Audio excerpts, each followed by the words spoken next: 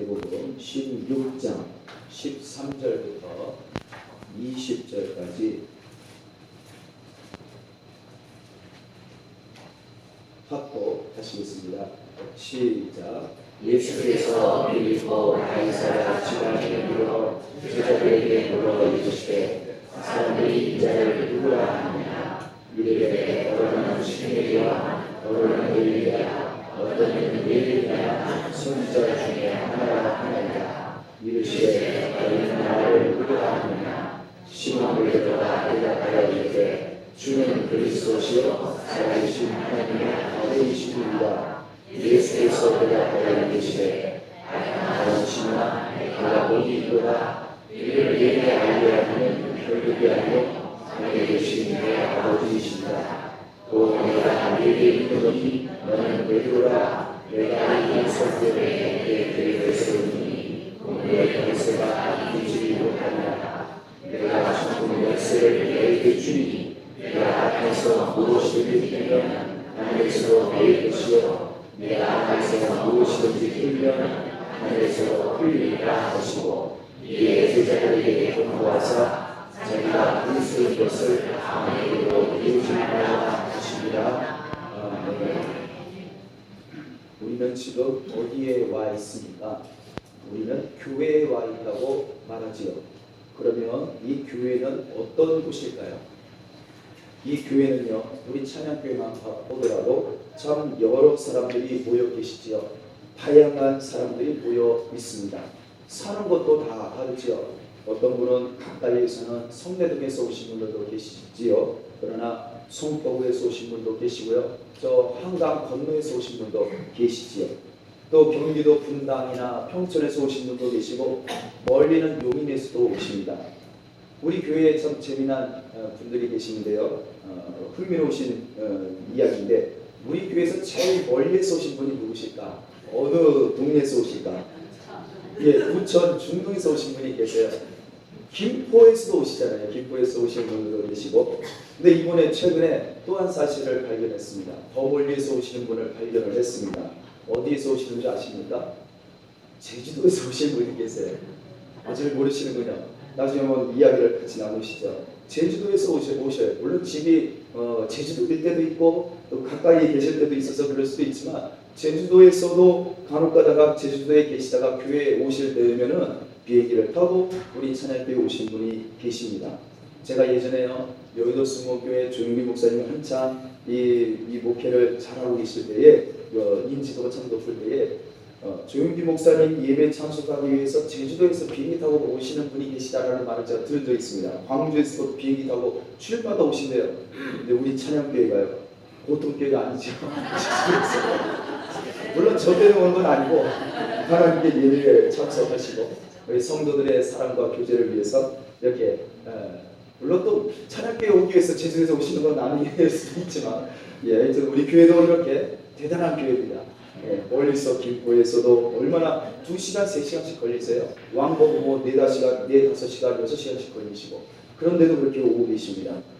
오늘 점심 드실 때에 그분들 특별히 반찬도 좀 맛있는 거 드시면 비밀도 많이 좀 해주시고 밥도 좀 사주시고 그렇게 해주시면 감사하겠습니다. 이처럼 우리 교회는 워낙 다양한 곳에서 사시는 분들 또 서로 다른 삶을 사시는 분들이 지금 이 주일마다 한 자리에 모여 계십니다. 이 모습은 참 놀라운 현상이 아닐 수가 없습니다. 공통점이 도대체 뭐길래 무엇 때문에 너무너무 다른 분들이 한 자리에 한 시간에 맞춰서 모일 수가 있을까요? 이 무엇이 서로 다른 우리를 하나 되게 만드는 것일까요? 한 자리에 모이게 만드는 것일까요?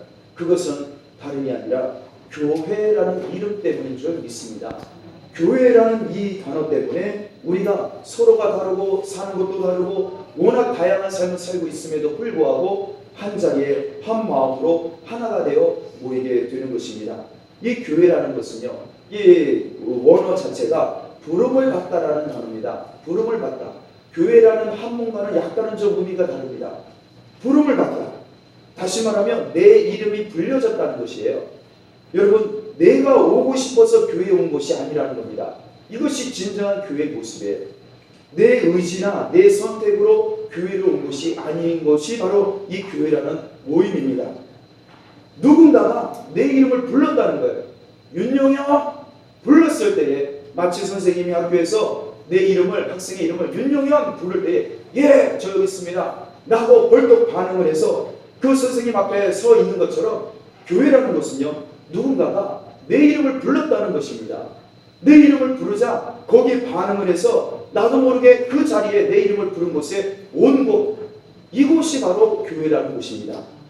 여러분, 그러므로 교회에 온다는 것은요, 내 자유로, 내 선택으로, 내 의지로, 내 지성이나 이성으로, 내 의도로 온 것이 아닙니다.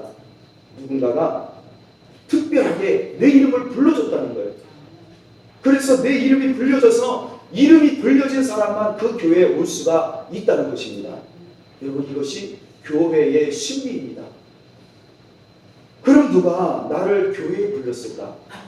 그럼 누가 내 이름을 불렀을까요? 그리고 대체 왜 교회에 오라고 내 이름을 불렀을까요? 그리고 교회에 오면 뭐가 달라질까요? 교회라는 것은 동호회나 신목회나 개인 모임과 다른, 학교나 회사와 다른 그 무언가가 있을 것인데, 도대체 이 교회라는 것은 특별한 그 교회의 특징은 무엇일까요? 오늘 예수님이 그 교회에 대해서 우리에게 말씀하고 계십니다. 예수님이요, 빌립보 가이사랴라는 지역으로 올라가십니다. 이곳은 예루살렘에서 더 멀어지는 곳이에요. 갈릴리 호수에서 40km나 북쪽에 있는 지역입니다. 여러분, 예루살렘 성전에서 멀리 살면 살수록 그 사람은 하나님으로부터 멀어진 사람이라는 그러한 인식이 있었습니다. 그래서 사람들은 예루살렘 성전에 하나님을 예배하는 데 가까이 가는 것을 훌륭한 삶으로 인정을 했습니다. 이스라엘 백성이라면 예루살렘 성전에서 돈을 많이 주고라도, 비싼 돈을 주고라도 예루살렘 성전 가까이 살려고 아둥바둥했었습니다. 그런데 예수님이 지금 오히려 예루살렘 성전에서 더 가까이 가는 것이 아니라 예루살렘에서 더 멀리 떠나가십니다. 더 멀리 가시는 거예요. 마치 사람들이 예수님의 그 행보를 보면 왜 저분은 하나님을 사랑하는 모습이 없을까? 왜 저분은 성전 가까이 가지 않을까? 의아해할 수밖에 없습니다. 그런데 예수님이요, 제자들을 데리고 오히려 성전에서 가까이 가는 것이 아니라 성전에서 멀리 떨어져 가십니다. 정반대로 가십니다. 마치 그 성전에는 그 성전이 중요한 것이 아니라, 그 외형으로 성전이 중요한 것이 아니라, 그 건물, 성전 건물, 의리의리한 건물이 중요한 것이 아니라, 어쩌면 그 다른 곳에 하나님의 성전의 기능이 있다는 것을 보여주시기 위한 것인 것처럼 예수님이 그러한 발걸음을 보여주시는 겁니다. 그리고 예수님이 그 멀리 떨어진 곳에서 예수님이 제자들에게, 12제자들에게 질문하십니다. 얘들아, 사람들이 나를 누구라 하느냐? 나를 보고 뭐라 하느냐? 여론조사를 하시는 거예요. 사람들이 도대체 예수님을 어떻게 평가하는지를 궁금해하시는 겁니다. 그리고 제자들에게 묻습니다. 그러자 제자들이 말합니다. 그동안 주위에 있던 사람들이 예수님에 대해서 평가했던 것을, 들었던 것을 이야기합니다. 한 제자가 말합니다. 예수님을 향해서 침례 요한이라고 말하네요. 어떤 사람은요, 예수님을 향해 엘리야라고 말합니다. 어떤 사람은 예수님을 향해 예레미야 선지자 같다라고 이야기합니다. 어떤 사람은 말합니다. 그 많은 선지자들 중에 한 명이다. 여러분, 이슬람 교리에 보면요, 이슬람에서는 예수님을 여기 지금 사람들이 예수님에 대한 평가를 한 것과 똑같은 평가를 합니다. 예수님을 무슬림 사회에서는, 이슬람 경전에서는 예수님을 향해서 선지자 중에 한 명이라고 이야기하죠. 지금 그때 당시 2000년 전의 사람들이 그와 같이 예수님에 대해서 침례 요한이다, 엘리야다, 선지자다, 그 중에 한 명이다, 그렇게 고백을 했다는 것입니다. 예수님에 대한 평가가 너무너무 다양한 거예요. 이 말은 즉슨 사람마다 예수님에 대한 이해가 다르다는 겁니다. 예수님을 어떻게 알고 있는지가 다 다르다는 거예요. 예수님에 대한 입장이 서로 다른 겁니다. 모두 다 예수님을 이상하게 생각하고 있는 것입니다. 한마디로 통일된 이야기가 없습니다. 예수님에 대한 평가가 너무나 이렇게 큰 차이를 보입니다. 여러분, 예수님을 침례 요한과 같다라고 고백했는데, 침례 요한이 누굴까요? 침례 요한은 그 부모가, 아버지가 사가랴 제사장이죠. 나이 많아서 더 이상 아이를 못 낳을 때 그때도 하나님께 기도합니다. 하나님 아이를 낳게 해주세요. 그러자 천사가 나타나서 사가랴 제사장이 성전에서 하나님께 예배를 드리고 있을 때에 천사가 나타나 응답을 하죠. 너의 기도가 하나님께 상달이 되었다. 하나님이 너에게 아들을 주실 것이다. 그런데 사가랴 이 제사장이 그 천사의 말을 듣고도 믿지를 못해요. 천사가 눈앞에 나타나서 날개 달린 천사가 그 흰 옷을 입은 천사가 네 기도가 응답됐다라고 하는데도 이 천사의 말을 믿지를 못합니다. 어떻게 그런 일이 있을 수 있습니까? 그러자 그 말 한마디에 천사가 말합니다. 네가 하나님의 약속을 하나님 말씀을 믿지 않았으니 네 아들 낳을 때까지 네가 벙어리가 될 것이다. 졸지에 하나님 말씀을 믿지 못한 그 이후로 아들이 요한이 태어날 때까지 말을 할 수가 없는 상태가 됩니다. 그리고 이 요셉이 태어나자 어려서부터 하나님이 함께 하신 아들이 됩니다. 장성하자 집을 떠나고 부모를 떠나서 사람들을 떠나고 마을을 떠나서 광야 한복판 사막으로 들어가지요. 혼자 사는 거예요. 혼자 외롭게 삽니다. 하나님의 말씀을 붙들고 하나님께 기도하며 삽니다. 세상과 사회를 떠나서 낙타옷을 가죽옷을 입습니다. 허리띠를 졸라맵니다. 미친 사람처럼 사는 거예요. 먹는 음식이라고는 바위에 붙은 그 석청 꿀을 먹으면서 삽니다. 정상적인 음식을 먹지는 못해요. 금식하지요, 절식을 하지요, 단식을 합니다. 세상 사람들이 볼 때에 저 요한은 하나님만 교제하는 정말 신령한 사람이구나, 정말 영적인 사람이구나. 여러분 실제로 요한은요 하나님의 음성을 많이 듣고 하나님의 능력을 많이 행하고 하나님의 백성들에게 하나님의 말씀을 대언합니다. 이렇게 외쳐요. 회개하라, 하나님 나라가 천국에 가까이 왔다. 세관원들을 향해서 이야기합니다. 너희들 지금까지 도둑질하면서 벌어들인 것 회개하라. 하나님의 심판이, 하나님의 도끼가 가까이 왔다. 그 군인들, 백성들을 향해서 폭력을 행했던 백성들에게 외칩니다. 요한이 외칩니다. 너희들의 폭력적인 행위를 그만 중지하고 회개하라. 하나님의 심판이 가까이 왔다. 이 말을 듣자 이 백성들이요 저마다 이 요한의 말을 듣고 가슴이 찔립니다. 마음이 찔리는 거예요. 그리고 요한에게 찾아와서 요한 앞에 무릎 꿇고 회개합니다. 내가 잘못했습니다. 회개합니다. 하나님의 심판에서 살려주세요. 그러자 회개하는 침례를 요단강에서 백성들에게 베풉니다. 많은 백성들이 요한에게 찾아와요. 침례를 받고 회개하기 위해서 찾아와요. 하나님께 용서받기 위해 찾아옵니다. 이 침례 요한은 너무나 영적인 사람이에요. 육적인 모습은 하나도 없습니다. 그런데요 이 요한이 뭐라고 합니까? 내 뒤에 오시는 이가 있는데 그는 나보다 능력이 뛰어나셔서 나는 그분의 신발끈도 내가 매줄 수 있는 자격이 없다. 여러분 사람들은 침례 요한을 가장 위대한 하나님의 선지자로 봤는데 이 침례 요한은 당사자가 본인이 자기보다 더 능력 많은 분이 자기 뒤에 오신다는 거예요. 나는 그분의 길을 준비하는 사람일 뿐이다. 나는 그분의 신발끈도 맬 자격이 없다. 여러분 이렇게 이야기하니 여러분 그 뒤에 오시는 이가 얼마나 궁금하지 않겠습니까? 나는 물로 너희들에게 침례를 주지만 내 뒤에 오시는 그분은 불로 침례를 줄 것이다. 이 침례 요한에게 물로 침례받던 사람들이 불로 침례를 주는 분이 내 뒤에 오신다는, 요한 뒤에 오신다는 그 얘기를 들으니 얼마나 그분이 궁금해지지 않겠습니까? 침례 요한은 그렇게 고백합니다. 자신은 아무것도 아니라고, 나는 그분을 준비하는 사람일 뿐이라고. 그러나 백성들은요 이 침례 요한을 떠받듭니다. 숭배합니다. 숭상합니다. 저 사람이야말로 참으로 하나님의 선지자요 하나님이 세운 하나님의 위대한 인물이라고. 여러분 그런데 예수님과 침례 요한이 닮았다고 사람들이 이야기합니다. 무엇이 닮았습니까? 예수님과 침례 요한이 뭐가 닮았을까요? 예수님은요 살던 곳이 요한과 침례 요한과 달리 광야에 살지 않습니다. 사람들과 떨어져 살지 않습니다. 오히려 예수님은 백성들을 찾아다니셨죠. 아픈 사람들을 찾아다니셨지요. 병든 자들을 찾아다니십니다. 귀신에게 악한 영에게 사로잡혀서 고통하고 괴로워하는 자들을 찾아다니시지요. 그들을 다 고쳐주십니다. 그들을 다 살려주십니다. 죽은 자가 있으면 죽은 자도 살려주셨지요. 예수님이 살고 계셨던 곳은 마을을 떠나거나 사람들을 떠난 지역이 아닙니다. 광야나 사막이 아니었어요. 어디 깊은 사람들과 괴리된 그런 곳에 있지 않았습니다.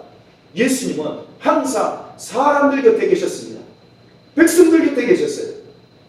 예수님의 모습은요 사복음서에 보면 항상 식사하는 모습만 그려져 있습니다. 예수님 뭘 하고 계시냐? 항상 밥 먹는 모습에, 식사하는 모습에 얼마나 식사하는 걸 좋아하셨든지, 백성들과 밥 먹는 걸 좋아하셨든지 바리새인들이 뭐라고 비난합니까? 제자들에게 막 비난하는 거야. 너희 선생은 침례 요한은 금식하는데 왜 너희 선생은 맨날 밥만 먹냐? 그렇게 비난해요. 그것도 보통 식사 자리가 아니었죠. 왜 너희 선생은 왜 죄인들하고만 밥 먹냐? 이 죄인이라는 단어가 전과자, 범죄자라는 단어입니다. 예수님이요 밥 먹기 좋아하셨는데 누구랑 밥을 드셨느냐? 전과자들, 범죄자들, 세리들, 이방인들, 아픈 사람들, 전염병, 한센신병에 들린 사람들, 목을 파는 여인들, 그런 사람들하고 식사를 하시는 거예요. 바리새인들은 예수님을 도저히 이해할 수 없는 겁니다. 여러분, 예수님은 침례 요한처럼 거룩한 자리에 가 계시지 않았어요. 예수님은 신령한 자리에 계시지 않았습니다.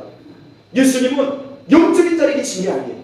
백성들과 죄인들과 그리고 오히려 사회에서 낙오된 사람들, 사회에서 다 버린 사람들, 오히려 예수님은 그런 사람들과 밥 먹는 걸 좋아하시고 그들의 집에 들어가는 것을 전혀 개의치 않으셨습니다. 여러분, 예수님은 그래서 별명이 붙었는데 예수님은 즉 죄인의 친구다라는 별명이 붙습니다.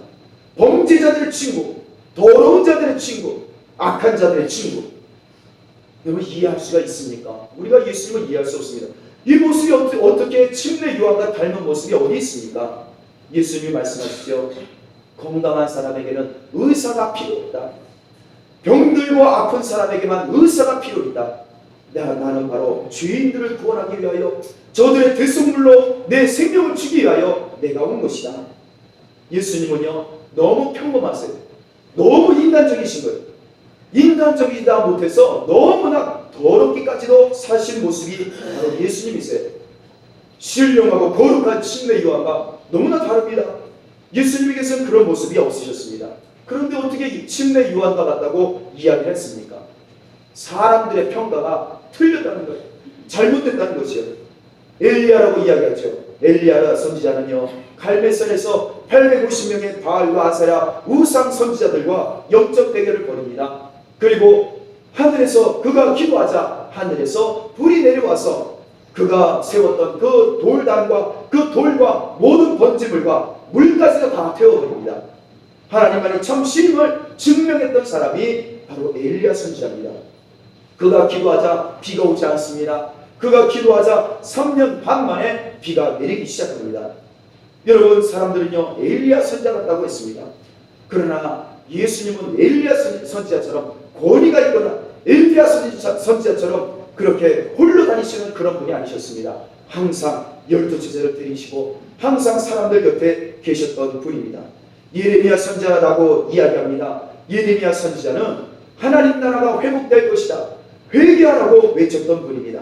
선지자입니다. 그런 눈물이 많았습니다. 그러나 특별한 것은 예레미야 선지자는 그의 시작은 기록이 되어 있어도, 탄생은 기록이 되어 있어도 예레미야가 어떻게 죽었는지는 기록되지 않은, 죽음이 기록되지 않은 특별한 선지자입니다. 불멸의 선지자지요. 사람들은 예수님에 대해서 이런 선지자가 선지자 중에 한 사람이라고 그렇게 이야기를 합니다. 여러분, 그러나 사람들의 예수님에 대한 이해는 이와 같이 전혀 예수님을 모르는 판단과 평가만이 있을 뿐이었습니다. 그리고는 예수님이 제자들에게 다시 한번 묻습니다. 그러면 너희는 나를 누구라 하느냐? 12명의 제자들에게 질문하십니다.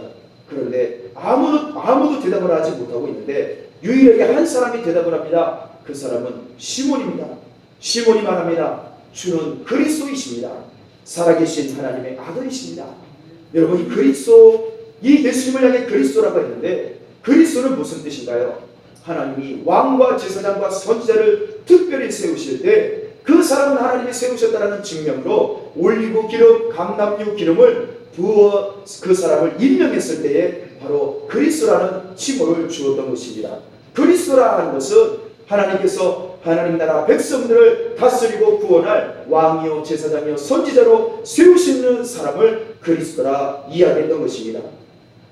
이 예수님을 향해서 하나님이 하나님의 나라 백성을 구원하기 위하여 보내신 하나님의 왕이요 하나님의 백성들에게 주신 왕이요 제사장이요 선지자라는 고백인 것입니다. 베드로는 그 고백을 합니다. 예수님은 선지자가 아닙니다. 예수님은 사람들 중에 특별한 사람이 아닙니다. 예수님은 뭔가 영적인 능력이 있는 그러한 분 중에 한 분이 아닙니다. 예수님은 하나님 나라 백성을 구원하고 하나님 나라 백성을 위로하고 하나님 나라 백성의 죄를 담당해서 하나님께 중보 기도해 줄 그러한 제사장이요 왕이십니다. 하나님 나라 백성에게 없어서는 안 될 반드시 계셔야 되는 하나님이 세우신 그러한 그리스도이십니다 라고 고백을 합니다. 또한 베드로가 고백합니다. 예수님은 살아계신 하나님의 아들이십니다. 여러분 놀라운 고백이죠. 예수님을 향해서 하나님의 아들이라는 고백을 하고 있습니다. 여러분 사실 이 고백은요 사람의 지식이나 지성이나 이론은 할 수가 없습니다.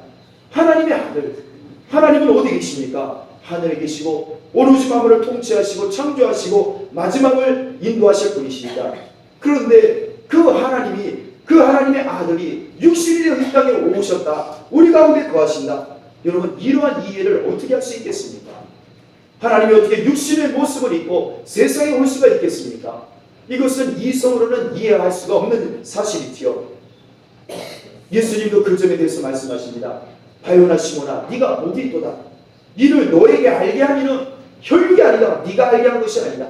네 스스로 깨달은 것이 아니다. 그것은 하늘에 계신 내 아버지께서 알게 하신 것이다 라고 말씀하고 계십니다.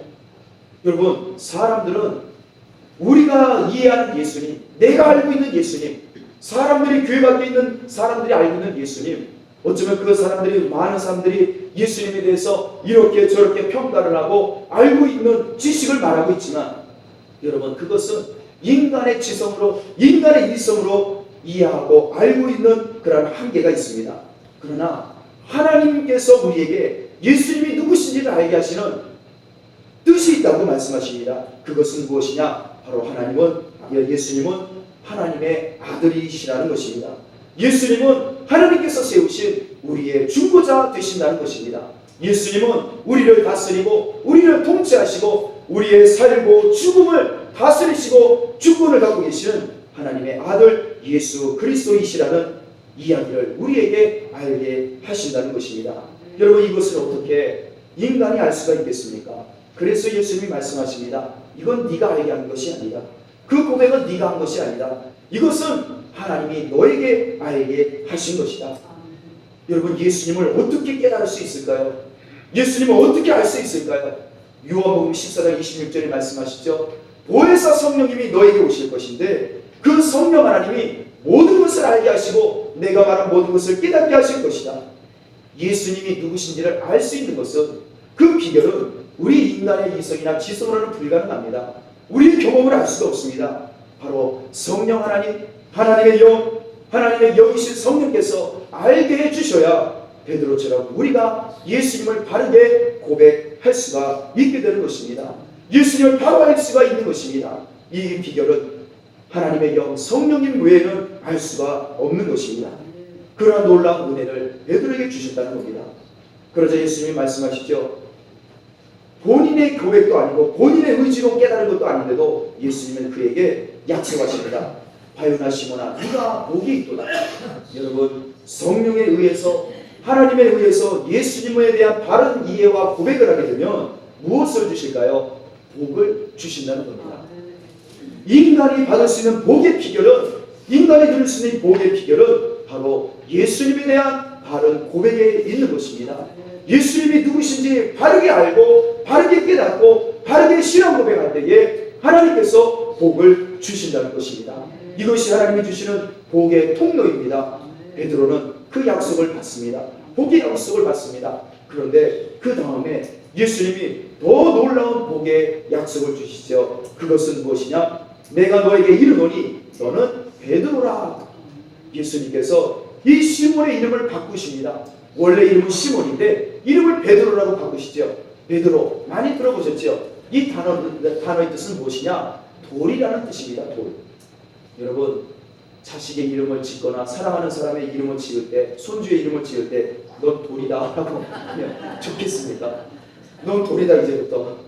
돌이라는 의미는 참 어쩌면 부정적인 의미가 많지 않습니까? 미련한 놈, 어리석은 놈, 바보 같은 놈, 이걸 완곡하게 표현한 게 돌 아니겠습니까?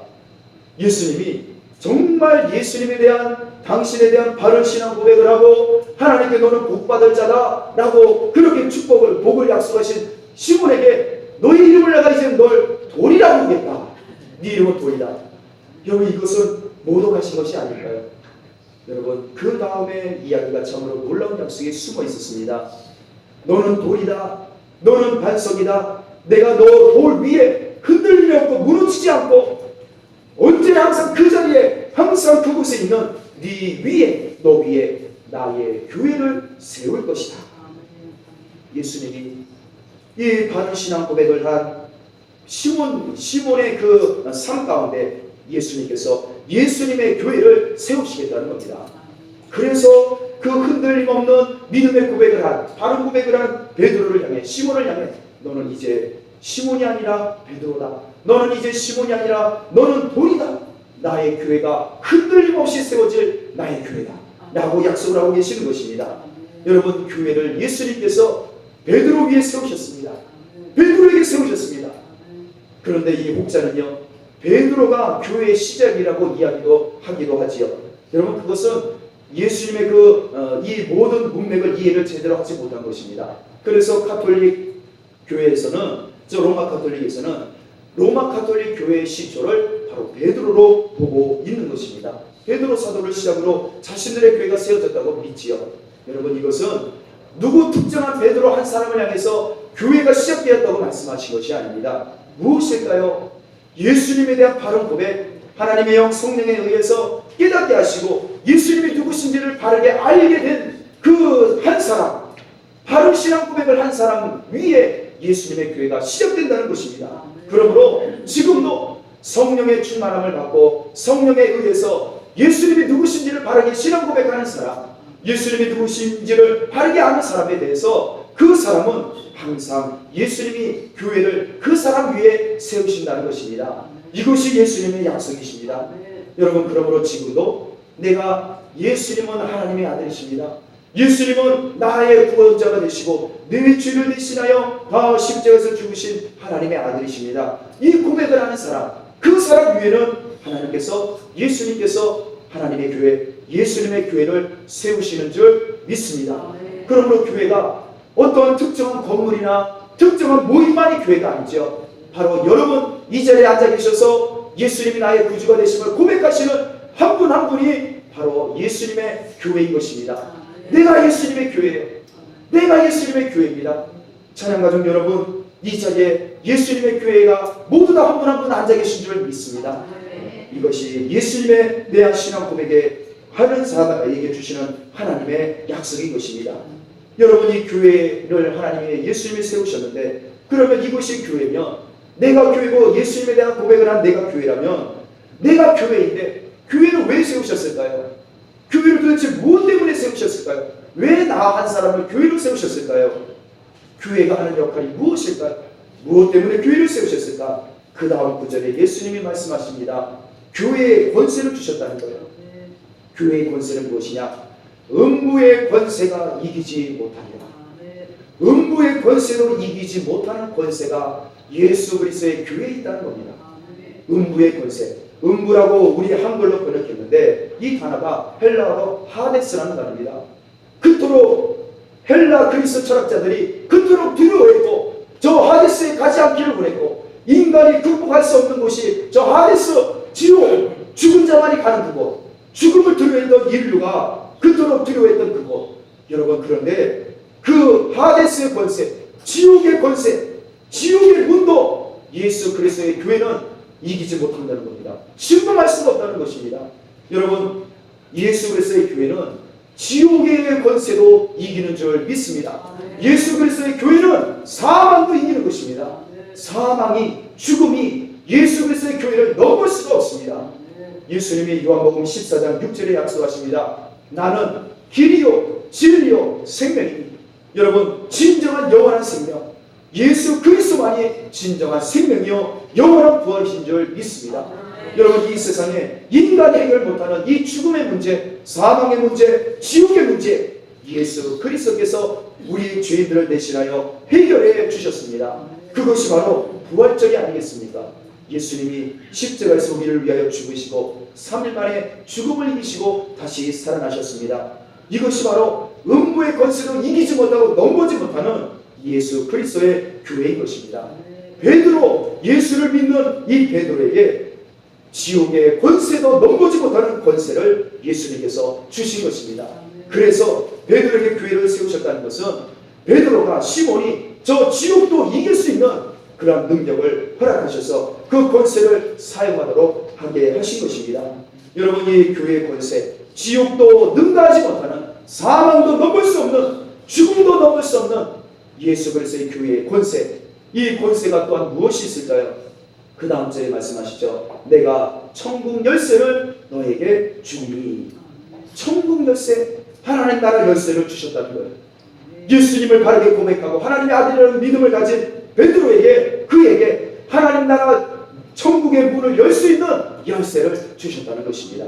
예수를 믿는 자들은 영원히 멸망치 않고 하나님 나라 천국의 백성으로 영원한 생명을 누리게 하시는 것입니다. 그러므로 이 천국 열쇠, 하나님 나라 열쇠는 어떤 교육이 있습니까? 너희가 땅에서 무엇이든지 묶으면, 무엇이든지 꽁꽁 묶으면 하늘에서도, 하나님 나라에서도 꽁꽁 묶일 것이요, 네가 땅에서 무엇이든지 완전하게 풀어버리면 하늘에서도 하나님께서도 풀어주시리라 라는 약속을 주시는 겁니다. 여러분, 이것이 천국 열쇠입니다. 바로 이것이 예수 그리스도를 신앙 고백한 사람들에게 세우신 교회의 권세인 것입니다. 예수님이 약속하시죠. 너희가 지금까지 내 이름으로 아무것도 구하지 않았으나 이제는 내 이름으로 무엇이든지 구하라. 그리하면 이루리라. 예수님의 이름으로 믿고 기도할 때에, 우리가 이 땅에서 예수의 이름으로 기도할 때에 그 기도의 제목을 하늘에 계신 하나님께서 다 들어주시고 응답해 주신다는 겁니다. 이 땅에서 내가 묶으면 하나님께서도 그 나의 기도를 들으시고, 예수 그리스도의 신앙 고백을 한 자의 기도를 들으시고 하나님께서 묶으신다는 겁니다. 왜 그렇게 역사하실까요? 왜 그렇게 나의 기도를 들어주실까요? 그것은 내가 교회이기 때문인 것입니다. 하나님의 교회요, 예수 그리스도의 교회요, 성령의 교회이기 때문에 이 땅에 있는 하나님의 교회에서 이루어지는 것이 하늘에서도 하나님이 동일하게 이루어 주신다는 겁니다. 찬양 가족 여러분, 우리는 예수 그리스도를 구주로 영접한 하나님의 자녀들입니다. 그러므로 나는 예수 그리스도의 교회입니다. 오늘도 내가 예수님을 온전히 하나님의 아들이심을 믿습니다. 예수님이 나의 죄를 대신하여 십자가에서 죽으신 것을 믿습니다. 예수님이 나의 죽음을 대신하여 부활하여 승리하신 것을 믿습니다. 이러한 고백을 이 아침에 우리가 고백하며 찬송할 때에 하나님은 나에게 교회를 세우시는 것입니다. 내가 교회가 되는 것입니다. 영광과 거룩하신 하나님께서, 하늘과 땅을 창조하신 하나님께서 나를 성전 삼으시고, 저 예루살렘이 성전이 아니라 내 발 닿는 곳이 성전이 되고 교회가 되고, 내가 손 닿는 곳이 다 교회가 되고 하나님의 영광이 충만한 교회가 되게 하시는 것입니다. 그러므로 내가 교회인데, 내가 교회인으로, 내가 예수의 이름으로 기도할 때에 하늘에 계신 하나님께서, 나를 성전 삼으시고 교회 삼으신 하나님께서 나의 기도를 다 들으시고 응답해 주시는 것입니다. 여러분, 이것이 교회입니다. 이것이 교회입니다. 저희가 어제 새벽에 우리 성도님들 따뜻한 집에서 주무실 때에 우리 찬양교회 우리 3월 산상 기도회로 우리 760m 고지에 있는 태백산맥 산줄기에서 우리 기도하러 저희들이 산기도를 갔습니다. 12시에 저희들이 산에 가서 기도하는데, 그 전에도 금요일 밤 8시부터 2시간 동안 찬송하고 기도하고 말씀을 나눴습니다. 여러분, 2시간 동안 찬송하고 2시간 동안 기도하고 이 성경 말씀을 나누고 듣고, 여러분, 이거 참 쉬운 일이 아닙니다. 그거 하는 저도 좀 제정신이 아니고, 또 그걸 따라오시는 분들도 제정신이 아니시고, 저도 미안해. 아니 2시간 동안 밤에 낮에 피곤하고 그냥 2시간 반 40분을 2시간 40분을 차를 타고 시달려서 왔는데, 저 딱 좋은 그 리조트에서 쉬지도 못하고 또 그냥 교회에 가서 그냥 2시간 동안 기도하고 찬송하고 손뼉 치고 말씀 나누고, 그리고는 잠깐 와가지고 리조트에서 쉬는가 했더니 1시간 잠깐 간식 먹고 밤 11시 반에 산으로 해가지고는 방석 하나 잠깐 끼고 산으로 올라갔습니다. 영하 10도에. 760m 고지대입니다. 삼엄한 경비까지 있었어요. 그 리조트 혹시 그 주위에 거기 또 그 옆에 저희가 올라가서 기도하는 장소가 댐입니다. 작은 댐이 중형댐이 하나 있어요. 그 가서 보니까요, 이 위험하더라고요. 떨어지면 추락하면 큰일 날 곳입니다. 그 급경사예요. 그게 경비도 있습니다. 그 경비가 못 가게 다 막더라고요. 어디 가십니까? 아, 저 밤에 기도하러 잠깐 올라갑니다. 방석을 15명 끼고 나와서 올라가겠습니다 하는데 이게 좀 사회비 결혼이 아니냐 할 정도로 저라도 긴장할 것 같아요. 제가 경비라도 긴장할 수밖에 없는 상황이죠. 무전기를 막 칩니다. 지금 이상한 사람들이 산에 올라가서 기도하려고 어떻게 할까요? 어떻게 할까요? 저 서로만 기도하면 하나님 올라갈 수 있도록 저들의 마음을 열어달라고. 그러더니 올라가게 간신히 허락을 받습니다. 저희가 안전하게 갔다 오겠습니다. 안전하게 갔다 오겠습니다.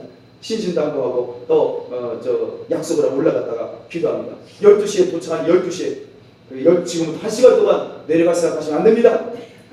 1시간 동안 기도하시고 혹시 춥다고 내려가실 분은 걸어서 가세요. 거기가 차를 타면 한 15분 정도 가야 되거든요. 중간에 가고 싶은 사람은 걸어서 가십시오.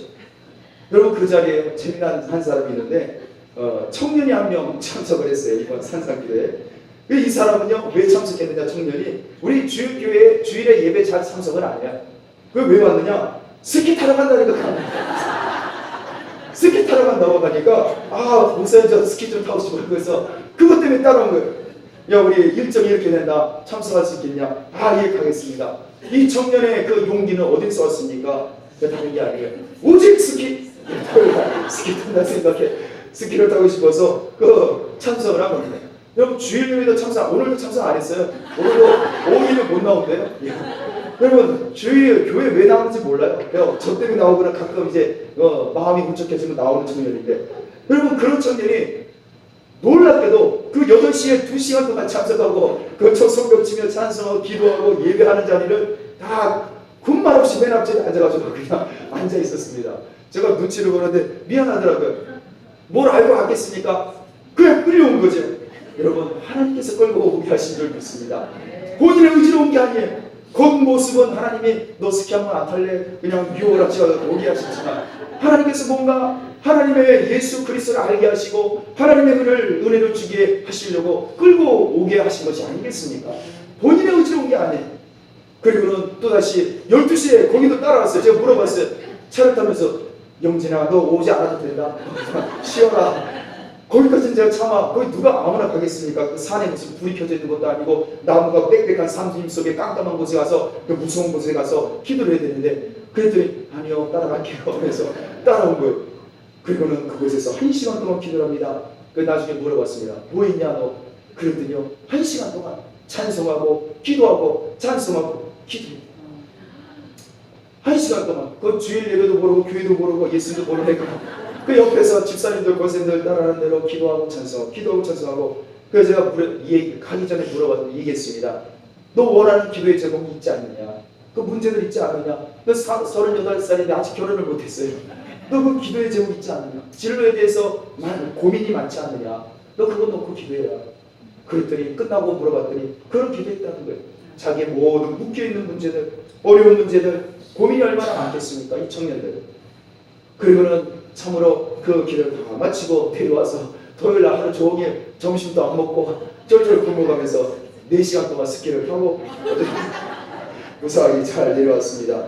찬양가족 여러분, 하나님께서 나도 모르게 내 발걸음이 나도 모르게 이상한 대로 하나님을 찾는 자리로, 기도하는 자리로, 찬양하는 자리로, 또 하나님을 예배하는 자리로 나도 모르게 올 때가 있습니다. 여러분 내가 온 것이 아니라 내 의지로 내 선택으로 온 것이 아닙니다. 누가 오게 하셨습니까? 하나님이 오게 하신 줄 믿습니다. 성령님이 오게 하신 줄 믿습니다. 왜 오게 하셨을까요? 어쩌면 네가 복을 받아야 된다. 네가 복을 받아야 된다. 이 복이 어디서 옵니까? 내가 기도할 때 묶이고 기도가 풀면은 풀려지고 내가 기도하면 응답을 주시는 이 놀라운 하나님의 복이 어디 있습니까? 교회가 될 때 하나님의 복을 주시는 줄 믿습니다. 그러면 언제 교회가 되게 하십니까? 어디 큰 교회 가야 교회고 작은 곳에 가면 교회가 아니고 그런 건물이 교회가 아니라 나를 교회 삼으신다고 했는데 어떻게 하면 내가 교회가 되겠습니까? 오늘 예수님 말씀하십니다.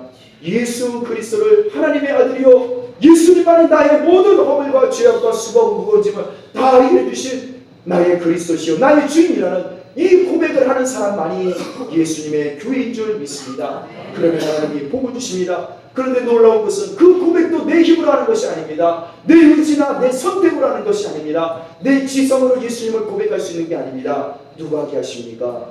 우리 안에 계신 성령님이 하나님께서 나에게 그러한 고백을 할 수 있도록 은혜를 주신다는 겁니다. 찬양 가족 여러분, 그러므로 우리는 믿음이 없이는, 이 예수님에 대한 믿음이 없이는 하나님을 기쁘시게 할 수 없습니다. 오늘 이 시간 우리 하나님 말씀을 생각하시면서 우리 함께 찬양하시겠습니다. 주여, 내가 주님에 대한 고백을 다시 한번 하고 원합니다. 예수님이 나의 구주요 나의 생명이심을 고백하기 원합니다. 그리고 내가 교회가 되기 원합니다. 주님, 내가 예수님 없이 잘못 알고 있지는 않았습니까? 예수님에 대한 바른 신앙 고백할 수 있도록 성령 충만함을 주시고 또 성령 충만함 받기 위하여 사모하는 기도의 힘을 더해달라고 우리 함께 찬송하겠습니다.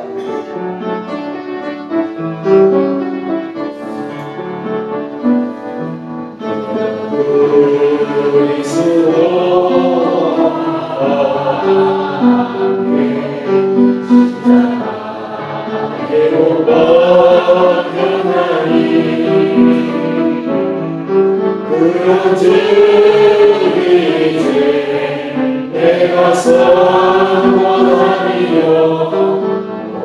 내 안에 예수께서 사실 것이요 이제 내가 육체 가운데 사는 것은 나를 사랑하사 저리로 보이신 예수님의 산 것이라. 주여, 내가 교회가 되기 원합니다. 내가 내 육체 가운데 사는 것이 아니라 내 안에 예수님 살아계심을 확인하기 원합니다. 깨닫게 해주세요. 영적인 눈을 열어주세요. 내 눈이 잠겼으니 용서해 주시고 불쌍히 주시고 믿음의 눈, 영적인 눈을 열어주옵소서. 우리 결단하며 함께 기도하겠습니다. 할렐루야. 하나님 감사합니다. 육신을 따라 살며 망합니다. 사망입니다.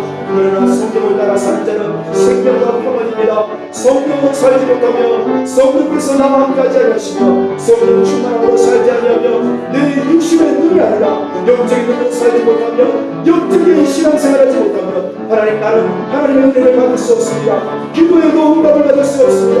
내가 교회가 아니라 엉뚱한 것을 제안할 수밖에 없습니다. 주님이 약속하셨습니다. 복을 주셨습니다. 내가 교회라고 예수님을 믿는 내가 교회라고 약속해 주셨습니다. 내가 가는 곳이 교회라고 하셨습니다. 내 발닿는 곳이 교회라고 하셨습니다. 내 손닿는 곳이 교회입니다. 내 발닿는 곳이 예수 그리스도의 교회입니다. 그러므로 내가 어디든지, 내가 어느 곳에 있든지 언제든지 예수님의 이름으로 기도할 때에 하나님께서 내 기도를 들으십니다. 내가 이 땅에서 물음을 하늘에서 하나님이 꿈꾸십니다. 내가 이 땅에서 예수님의 이름을 꿈꾸나 불면 하나님께서도 하늘에서도 불러주십니다. 하나님 자녀에게 권세를 주셨습니다. 사망의 권세로 나를 이기지 못합니다. 사망의 권세로 지옥문도 나를 이길 수가 없습니다. 할렐루야. 예수님의 이름으로 기도할 때에 하나님께서 들으시고 영광 나타내시고 내 발닿는 곳마다 하나님의 영광으로 충만하게 하실 것입니다. 우리 찬양교회 성도들이 이러한 교회가 되게 하여 주옵소서. 찬양교회 성도들이 이러한 교회의 영광을 드릴 수 있도록 도와주옵소서. 하나님 감사합니다. 저희들에게 이 놀라운 복을 주셔서 감사합니다. 너는 나의 교회를 너의 믿음의 반석 위에 세우리라. 음부의 권세, 지옥 권세, 사망 권세로 너를 이기지 못할 것이다. 네가 이 땅에서 천국의 열쇠를 가졌으므로 하나님 나라를 네가 가졌으므로 내 이름으로 무엇이든지 구하면 하나님께서도 그 구한대로 응답해 주시고 풀어주시고 묻기도 하시고 역사해 주실 것이다. 저희들에게 이 교회의 권세를 허락해 주셔서 감사합니다. 찬양교회 성도들 이제 교회 밖에 나가면 또다시 어둡고 험난한 세상에 살아갈 수밖에 없습니다. 그러나 이제 어떤 특정한 곳이 교회가 아니라 바로 예수님을 믿고 예수님을 사랑하는 내가 교회라는 사실을 알게 하여 주시옵소서. 성령이여, 성령께서 우리 성도들 안에 계심을 알게 하옵소서. 성령 하나님께서, 예수님께서, 아버지 하나님께서 우리 성도들 마음속에 계시다는 사실을 교회 삼고 성전 삼고 계시다는 것을 알게 하여 주시옵소서. 그래 우리 성도들이 찬양교 성도들이 발닿는 곳이 곧 교회가 되고 하나님 나라 되고 놀라운 영광을 경험하는 자리가 되도록 역사하여 주옵소서. 이를 위하여 깨어 기도하며 성령 충만함을 사모하며 걸어가는 우리 모든 찬양교회 성도들 되게 하여 주옵소서. 예수님의 이름으로 기도합니다. 아멘.